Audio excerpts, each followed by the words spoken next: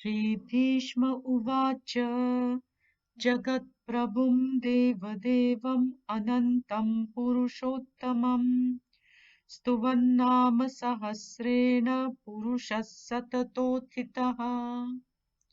Sri Bhishma replied, praising by the thousand names him who is the Lord of the Jagat, Lord of all the gods, limitless and the Supreme Person, the human being who is ever committed, goes beyond all sorrow.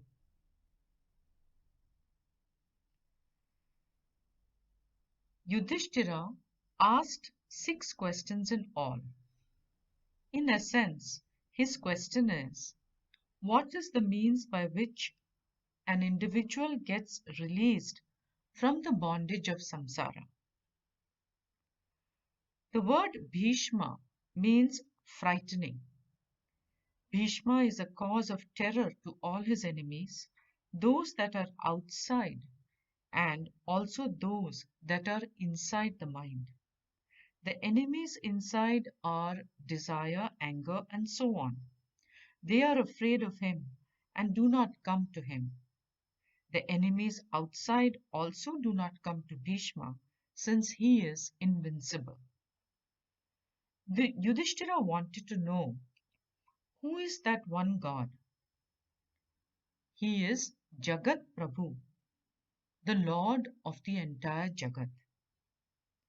The Jagat includes the body, mind, sense complex of the individual. Worship is always to the Lord as the creator, the efficient cause, the nimitta karana, and not to the material cause. Even when we worship the Maya Shakti as Devi, still it is along with the nimitta karana. When a name and form is worshipped, it is nothing but the material cause. Still, it becomes a symbol for worshipping the efficient cause, the nimitta karana. When a person has discovered something, we congratulate him only by shaking his hand. Though it is not the hands that discovered, one can convey the message to the person through the shake of the hand. Ishvara is the ruler of the entire Jagat, which is in the form of the movable and the immovable. He alone delegates powers to all the other devatas. They are only executives of the orders of the ultimate boss, Parameshwara. Every devata is Ishvara. Ishvara is manifest in the form of this Jagat, this universe. We look at this universe made up of various forms and colors through our eyes. Our eyes are also part of the Jagat. That all eyes can see and see the colors and forms in the same way is because of the law that governs the eyes. At the total level, Ishvara is not only the eyes but also the law behind the eyes. Thus, when Ishvara is viewed through the eyes that see, he becomes the presiding deity of the eyes, the Adhisthana Devata. That is, the law and the phenomenon of sight which the eyes are capable of. When you look at Ishvara from this standpoint, Ishvara becomes a Devata, that is Aditya, the sun. This physical sun is only a symbol. Similarly, the mind is presided over by the Chandra Devata, the moon. The buddhi has the capacity of rational thinking and discrimination. So, when we look at the Lord through this phenomenon becomes a devata. The strength in the hands and legs has a devata. When you look at Parameshwara through all these phenomena, then it is the law in total form. Parameshwara is Deva Deva, the Lord of all the Devatas, the one whose power alone is delegated to all these Devatas. The Devatas are all included in Ishvara. He is Ananta, limitless, being both the Nimitta Karana, that is, the efficient cause, and the Upadana Karana, the material cause. He is limitless, infinite, in terms of space, time, and objects. We cannot really say Ishvara and, because there is nothing other than Ishvara. He is the Purushottama, one who is all pervasive, and Kshara Aksharabhyam Karyakaranabhyam Utkrishtaha.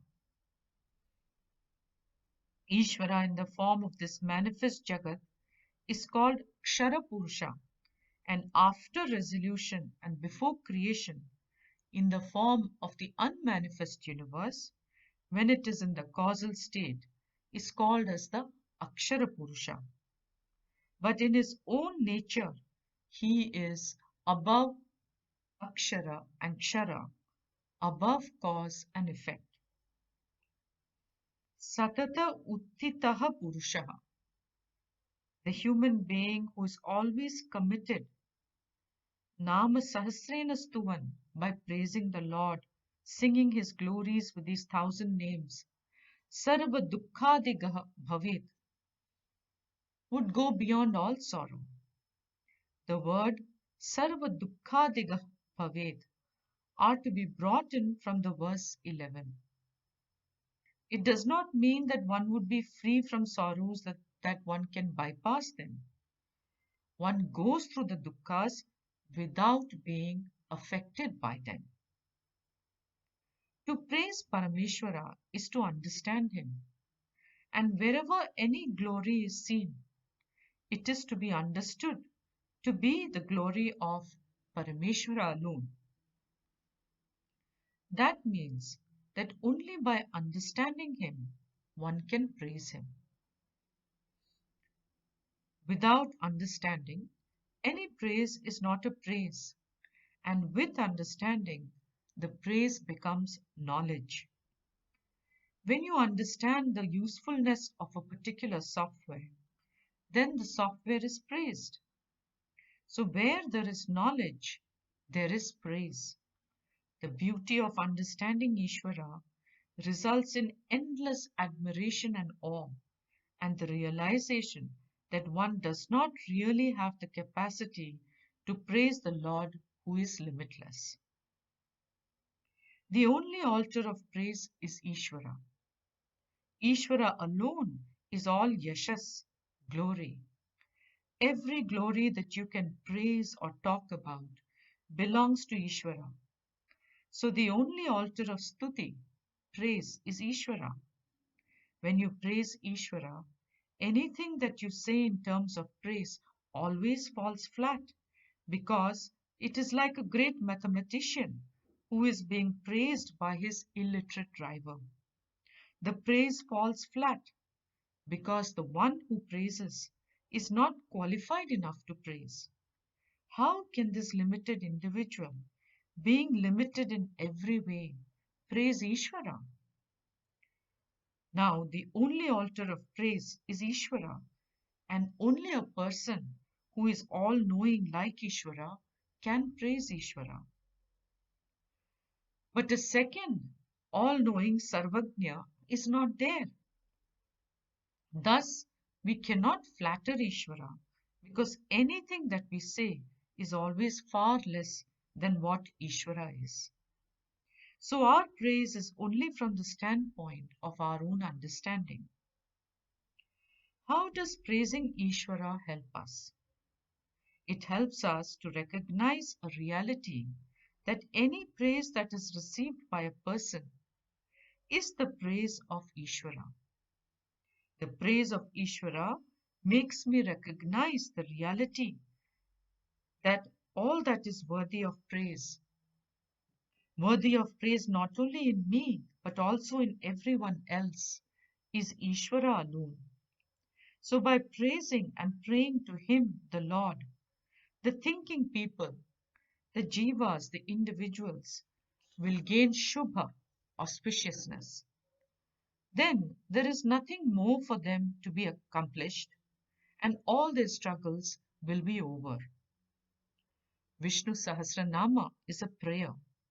It is meant to get rid of troubles here in this world, and it is also a means to gain moksha.